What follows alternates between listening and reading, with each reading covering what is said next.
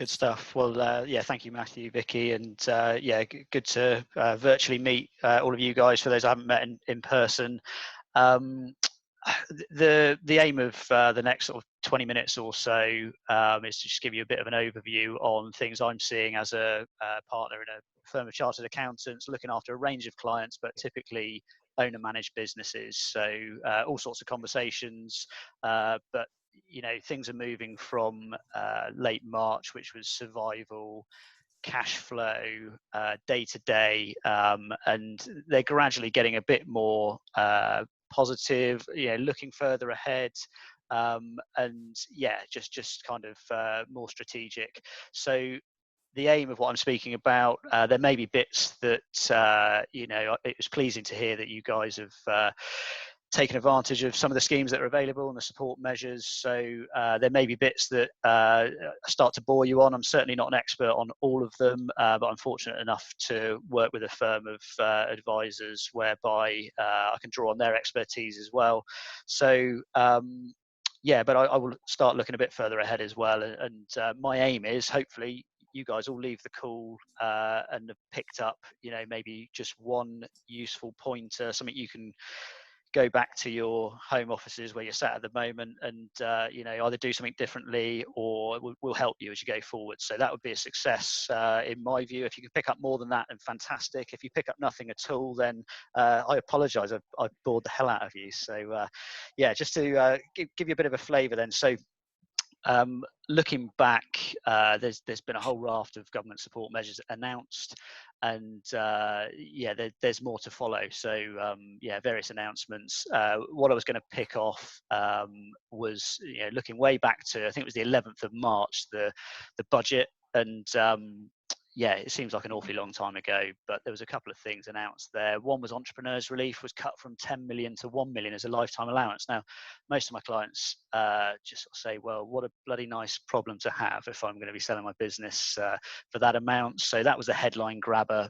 It may affect some of us in time. There was also an announcement on statutory sick pay, you might remember, in relation to coronavirus absences from work or those that had to self-isolate. Now, at the time, it was seen as fairly significant, but it's probably been overtaken by the job retention scheme announced later that month. So there is actually a portal for this claim process opening 26th of May. So what's that? Next week, within a week.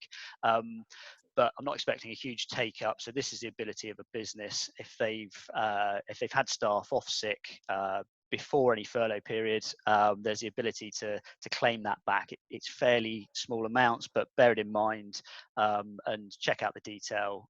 Small businesses only, and a portal opening next week. But one bit of advice, I think the furlough scheme is better. So if it's staff that were furloughed as well, then stick with that.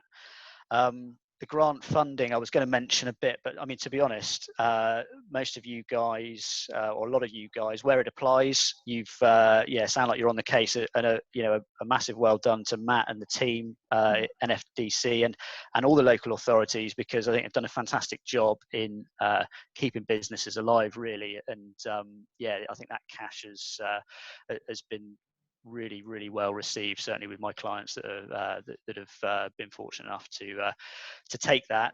The discretionary funding, like Matt says, I think any questions on that sort of thing would be directed to Matt. But yeah, I think big pat on the back for Matt and the team. So moving on, there's a bit of I suppose terminology has been coming out in recent weeks. I had one client, just to give you an example, who ran a limited company like a lot of you guys, and they were furloughing some of their team. They ran a garage, a motor repair garage, and they furloughed some of their team. And as directors, they'd closed the garage, so they were from home. Not doing much. They were under the impression they were self-employed, so they hung back from the furloughing job retention claim. But actually, it was really just a bit of a sort of misunderstanding. So I think it's very important to sort of distinguish between self-employed. The definition I would kind of focus on is trading as a sole trader, a partner in a partnership, or possibly an LLP, which is limited liability partnership.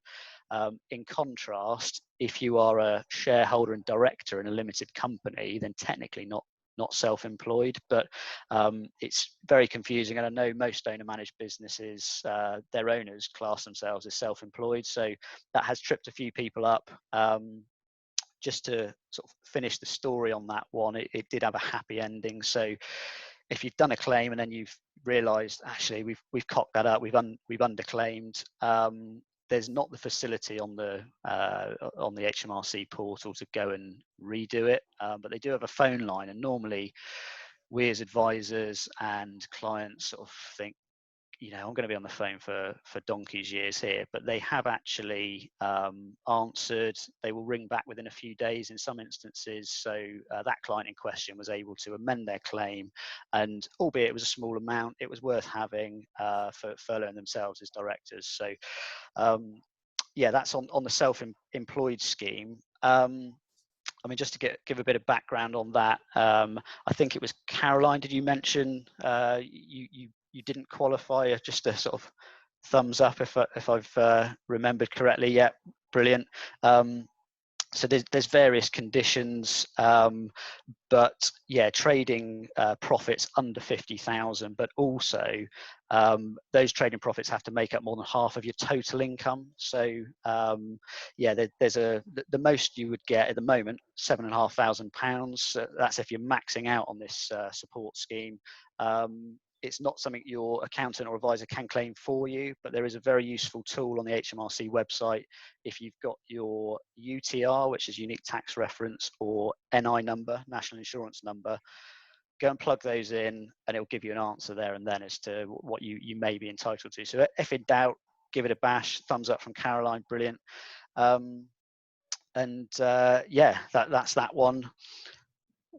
There's also, and I think this is as we start to look ahead. So the distinction, and I'm sure most of you have this clearly, between what I would call free money, so grant money, it's one way, stays with you and the business, and the deferral measures that are out there. So just picking up on some of those VAT liabilities. Any VAT liabilities that were due since the 20th of March and are due right up until the 30th of June is the date at the moment, HMRC is saying, don't pay it, don't worry about it. But actually, you should worry about it. The advice is file your return as normal. If you've got a direct debit, cancel it, because otherwise they might just take the money. But I forget who mentioned it, may have been Helen or Claire, but I think, put that money, if you're in the fortunate position to have the money, then put it aside, because it is still due, it's still a liability. So that will come back around next March, I think, is the deferral date. So yeah, I think it's not free money, it's just a timing advantage, a very welcome one at that. So also on the tax front, can I just have a quick show of hands, who's VAT registered in their business? Good. So a decent proportion of you, and there's various types of VAT registration, but talking broadly, if a customer isn't paying you or won't pay you, hasn't paid you, you don't want to be paying the VAT over to HMRC if you've never had it. So on a standard VAT scheme, if a customer debt is over 6 months old, then you're entitled to claim that back if you paid it over, because you've not had it. Get that back in. Now, you might say, well, I'm still out of pocket for 6 months. Now, there are a couple of schemes that I think now is a good time to do a bit of a VAT health check. So one is cash accounting. What that means basically is you get automatic bad debt relief. So you won't pay HMRC until your customer pays you. So it's much more favourable. And there are some limits on that. You've got to be turning over less than 1.25 million. So it cuts some businesses out, but not others. The other one, the flat rate scheme, is a VAT scheme whereby you pay VAT based solely on your turnover. You forget the inputs into the business. It's a simplified method, but now would be a good time just to give it a health check. Is the scheme you're on up to scratch? Would you be better off outright or from a cash flow perspective by switching to one of these other schemes if they apply? So that would be my advice on that one. Personal tax. Who enjoys paying their personal tax bills? Can I have a quick show of hands?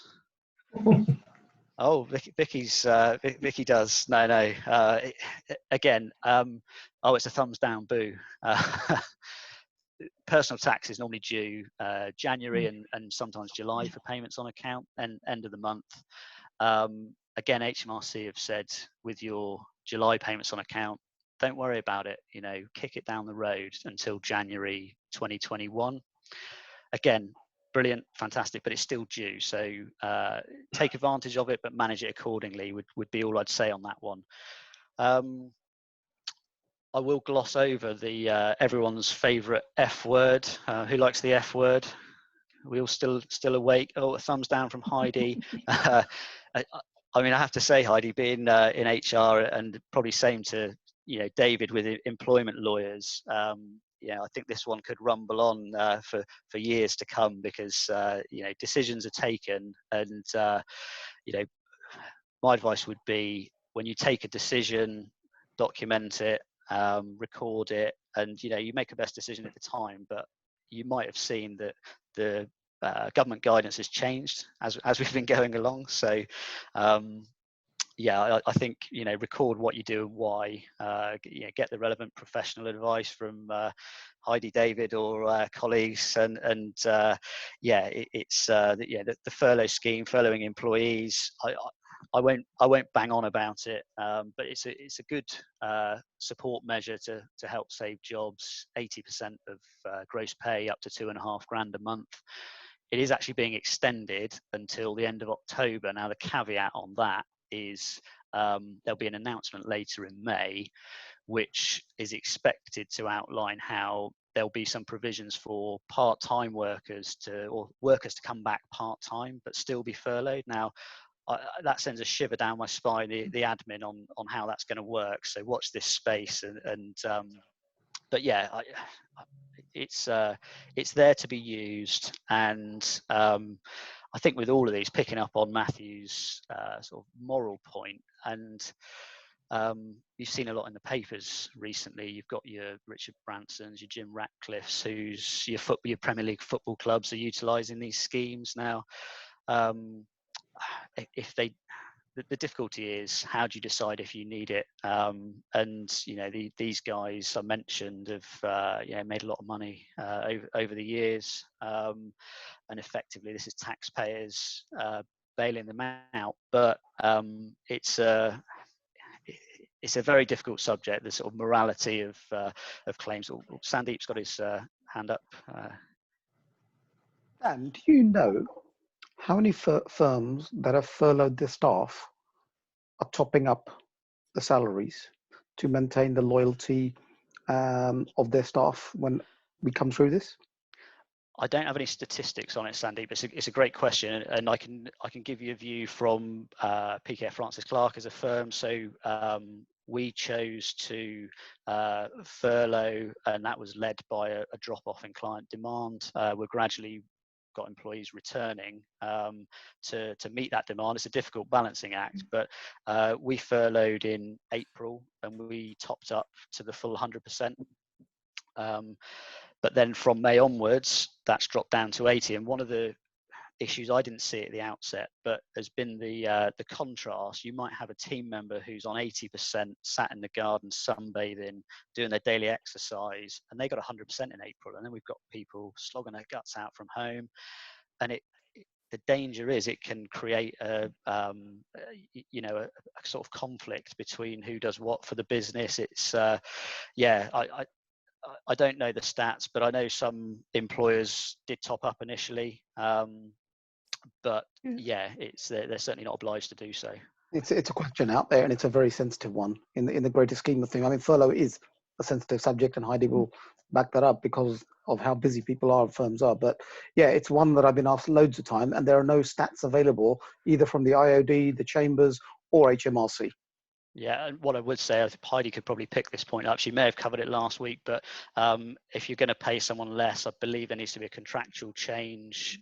So yeah, it's a whole potential can of worms, which is certainly outside of my scope of expertise. I don't know if Heidi can unmute herself or wants to add to that. Just to say, we're supporting probably 150 odd clients in our broader network, and about 20% of those have topped up. But there aren't any official stats, but that's kind of the businesses that we're exposed to. So it's fairly minimal. Yeah. Good stuff. So thank you, Heidi, and Sandeep for a question. And yeah, it is a sensitive subject and case by case. Okay, so how am I doing for time? Right, I'll carry on cracking through. So financial planning, looking ahead, you know, forecasting is difficult at the best of times. It's very difficult. And at the moment, I've had clients say, well, what's the point? It's impossible. And it's difficult to disagree with that. Who knows what's around the corner? Who knows when you know, things can fully reopen and when customers might return? It is impossible to forecast. That said, my advice is still do it, plan, and I'll tell you why. If you can use some sort of forecasting, either software or it may just be a basic Excel spreadsheet, I'd encourage you to have some variables in there. So you can adjust, say, one number or one date. It might be a reopening date, it might be a customer demand date, and that will feed through into your cash flow, your profit and loss forecasts, and at least have a go. Have some robust reasoning as to why that might be how the next 12 months or 24 months plays out. And have that, we call it sensitivity analysis, in there, so you can see this month, the month after, 12 months, and that kind of thing is very useful if you're looking for finance or trying to plan your liabilities, and when your tax liabilities we mentioned that have been kicked down the road, you know they're going to come back in. So there are some things, you know, focus on what you can control, what you do know, and the rest play around with it, have some variables. And can I just add to that, please? Sure. The reason for having cash flow forecasts and breach testing or break-even testing or sensitivity analysis is twofold. On the front line, when people are applying for CBILS loan, although the government said no forecasts, etc., were due, on the front line, the banks are asking for it. And also from a firm's perspective, to have all of this analysis, however you do it, means they can future plan for themselves, because how else will a firm work out whether it needs borrowing or not? Absolutely, I couldn't agree more, Sandeep. And yeah, the bounce back loans, it is a straightforward application. You don't need a forecast, and CBILS, my experience is the same. The banks are asking, well, how do you know how much you need? And if you haven't forecast, so it's a strange one, but I would say do it where you can. And yeah, there's other forms of finance, invoice financing, stock financing, and I'm sure Sandeep yeah, can chat through those in detail. But yeah, it's very much as accountants, we would encourage all businesses to look as far ahead as they can, and update those regularly. So okay, I'm conscious that's a bit sort of backward looking, potentially doom and gloom. Just looking at the comments, once we're able to do so. Okay, yeah, no, got that. So looking ahead, most of you guys were limited companies, but there's some considerations about liabilities, and normally as a director of limited company, you'd refer to the Companies Act. I mean, who reads the Companies Act? Anyone? Show of hands. No, me neither. It's pretty dull, but what that will say is that directors will focus on avoiding conflicts of interest, promoting the success of your company, acting in the interest of members, so shareholders. Brilliant. Okay, I think probably all do that naturally. But what about creditors, and what about the people you owe money to? You might be stretching your payment terms, but if things do go bad, the reason we have limited companies, or one of the reasons, is to cut down on the risk. And if a company goes bust and people lose money, then what are the creditors' rights, and what should directors be doing about those? So there's something called wrongful trading, which what it really means is the directors knew, or they ought to have known, that they're in an insolvent situation. It's a specialist branch of law, and I've got some insolvency practitioner colleagues who love this sort of thing. But basically, if your liabilities are higher than your assets and they're getting worse, then that's when you need to get some advice and protect your position as a director, because you can, again, focus on what you can control. These things happen. It can be unavoidable when these liabilities kick in, but approach it in the right way. Be sensible about it, and there are some restructuring options out there. Hopefully it doesn't come to that, but what can you do in the short term? If you've got assets in the business, how can you protect those? There was let's talk property. The sort of standard setup for a company, and I would advise, don't get your land and buildings in your company in the first place. But if you are in that position, and plenty of companies are and like to have that on their balance sheet, there are ways in which that can be shifted out to a pension scheme, perhaps, or a holding company, to protect it in case the trading company gets into difficulty. The timing of that and the value of that do need looking at carefully. You can't do it and then you go bust the next day. But again, there's some strategies there that you can think about if applicable. Other assets. Now, as a service business, our greatest asset is our staff, our team. Again, it came up in the round the virtual room, but how can you incentivize your team? And one of the upsides about the current situation is valuations in a lot of companies are sitting lower than they would otherwise be with all the uncertainty. So there's the sort of gold standard incentive scheme for employees. If there's one or two in your firm, or a management team you really want to lock in, you can't afford to pay them a huge bonus this month, next year, then the sort of gold standard share option scheme is something called an EMI scheme, so enterprise management incentive. In a nutshell, what that would allow you to do would be to incentivize that member of staff by offering them share options, such that they have an option in the future to exercise that, but at a predetermined value, i.e. a lower value. So today's value, it can be a percentage of the business, but if certain conditions are met, or you sell the business in 5 or 10 years time, then they're the option to go back. And the benefit of these, there's no tax at the outset. There is a cost, I'll be honest, I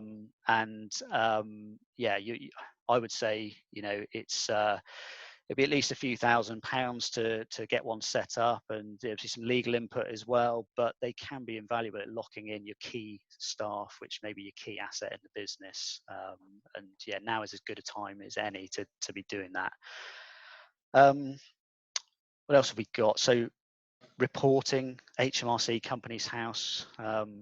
Who loves a deadline? Oh, Jane loves a deadline, and Vicky, and Heidi. I do too, actually. But yeah, normally a company, you'd have 9 months to file your company accounts. They're being very generous at the moment and saying, well, have a few extra months if you need it, if you've been affected by COVID-19, and let's be honest, who hasn't? The other options out there that some clients are looking at the moment are shortening or extending their accounting period. I've had some people think, well, if I extend my accounting period, you can go to 18 months. Does that mean I get an extra 6 months to pay my tax? Now, unfortunately, the answer is no. But it can be a way of locking in the bad news or the good news. Depends what you what you want to put on public record. But have a think about your cutoff. Is a March year end a great thing, or even a February year end, and then you consign the bad news to the current year, or extend it, lock it in, and sort of average it with a better 2019 perhaps, and that will bring your tax liability down as a company. But there's some pretty pretty boring rules about how you pay tax and when, but it's worth thinking about. Couple of other things. How are we doing for time? Directors' loan accounts. Who's got a director's loan account with their business? Yep. And that's sort of if you put money in to a company, that the company has a liability to you to pay that back at some point in the future. Liabilities, they don't look great on your balance sheet. So again, what clients are looking at the moment is something called a sort of loan capitalization. So turning that sounds like some magic spell, but turning that loan into capital. There's pros and cons for doing this. I'd get some advice on it, from lawyers, accountants, but it can. The benefits are it makes your balance sheet look a lot better. There can be an IHT, inheritance tax benefit, something called business property relief, and also if things do go south, the company goes under, you can sometimes get some income tax relief on that loss. So it can be a sort of nifty presentational adjustment, but bear it in mind. What I want to finish on is cyber security. Now, I'm certainly not an IT expert. I'm the exact opposite of that, but fraudsters are, I saw some stats recently about April, cybercrime was through the roof, and a lot of these cyber criminals are taking advantage of these government schemes, and we've seen things like, in order to access the job retention scheme, you've got to pay us your tax first, or pay us a sum first. So be very careful. Links to tax rebates. I mean, you do get tax rebates from time to time, but be very careful about links, anything HMRC related, attachments, things like that. You don't want to get caught out. And also, a lot of home working going on at the moment, and there are some tax breaks available. The no questions asked amount that HMRC will allow is £4 a week. That's up to £6 a week from 2020. I can see the excitement that everyone's thinking that'll cover my tea bags for the week. That one's a no questions asked. But you can actually do a more detailed calculation depending on your sort of floor area, your heat and light, electricity bills, things like that. So get some advice on it, and if you are upping your home working, that's worth looking at. And also your kit. So if you're buying desks, laptops, things like that, if you can get that through your business, you're potentially looking at your VAT back, your tax relief. So it can be, getting on for sort of half the price of if you walk into PC World as an individual and just sort of swallow that cost. It's worth looking at the sort of business routes for that, and for your staff. There's been a slight relaxation in the rules. Again, I won't bore you with the detail, but that pretty much wraps things up, and hopefully a few minutes for Q&A. I'm just having a look in the chat box, but shall I hand back to you, Matthew? Thank you very much, Dan, and appreciate there's an awful lot to say. We've got time for 1 or 2 minutes, and then of course, people, if you want to scroll up to the top of the chat box, you'll see Dan's contact details, and by all means follow up any particular question with him. But just 2 minutes of questions, and Jackie's straight in there. As usual, sorry. All right, go for it. Okay, so very early on, I did my cash flow projections before any of the government help was announced. I spoke to my relationships manager at my bank about organising my own bank loan. Then the CBIL loan came out.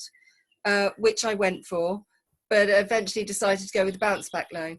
Now, in one of the conversations I had with my relationships manager about what sort of borrowings I would need, he said to me that there are businesses out there that are using this as an opportunity to get free money for 12 months to invest in their company, with the thought in their mind that they will be able to pay that back in 12 months. Happy days, free money, a big investment, and hopefully up and running again in 12 months. I've had several conversations with various people about this, and it is quite tempting to think, oh, I need to do this, I could do this if I borrow a bit extra, a bit more than I think that I'm actually going to need. That would be a boost. And I think morally there's nothing wrong with that, because you're borrowing it, you're not, it's not a grant. But I just wonder if anyone else has had those thoughts, or are going to do that, or have thought about it. Yeah, specifically, I was thinking about that as well. And I don't know whether it's a good thing to do or not, to sort of burden yourself with that debt, and what is the real cost of it over that period of time. I'm very Sorry. Just go I was going to say, I swung between the two moral stance and the current stance that I've got, and I've had numerous conversations with people, and taking on board what Vicky said, what you're saying, Jackie, what Jane mentioned, and what Helen mentioned. Here's the thing. Why would you use the equity, the hard-earned equity in your business for working capital needs when there is such a cheap and convenient facility available? Because if you don't need it, on month 13, you can just repay it.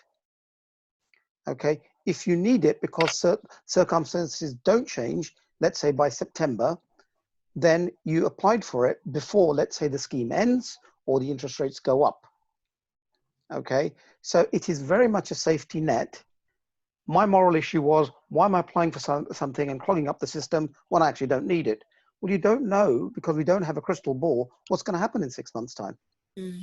So rather have a cheap funding alternative sitting there. And remember, on the bounce back loan, there is no criteria that says you can't do this with it or that or whatever. So it is a very straightforward product, and you are allowed to overpay and repay it early. Yeah.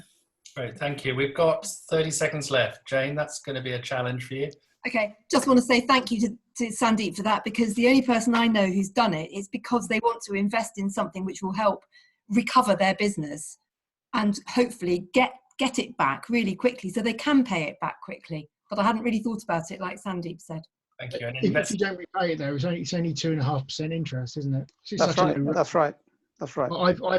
I've just had a new camera arrive this morning, which I purchased with my loans, bounce back loan, because I was going to buy one this year anyway, but obviously it would have been 20% interest. So now I've got one at 2% interest.